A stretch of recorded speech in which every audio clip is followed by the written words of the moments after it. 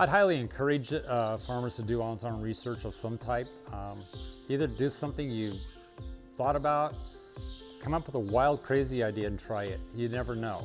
I've read an article that most large corporations devote 1 to 2% of their gross revenues to research, and maybe as much as 10%. And I think farmers ought to devote, 1, 2, 5% of your acres to research on your own farm, because what works in Lincoln may or may not work in Lexington, may or may not work in Scottsbluff.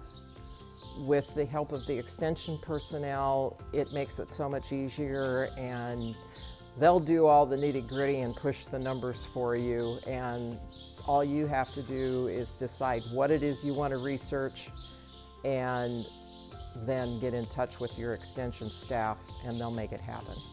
The farmer comes, they have an idea, you sit down with them or you talk it over with them on the phone and just kind of discuss, what are your overall goals for this study in mind? And once you kind of have that, you can go and decide what you want to do from there.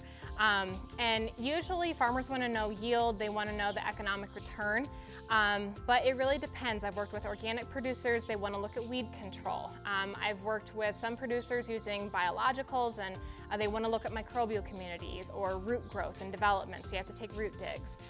So you kind of figure out what their goals are, what products they want to use, what equipment they want to use, and what treatments. And then from there you can kind of design it. You set up a treatment plot, or a trial that has randomized and replicated plots. Science has always been something part of my life that I find fascinating. And then having the extension come out and do actual real science on our farm and try some new ideas to see what it'll work. I love the idea of taking ideas and putting them into practice.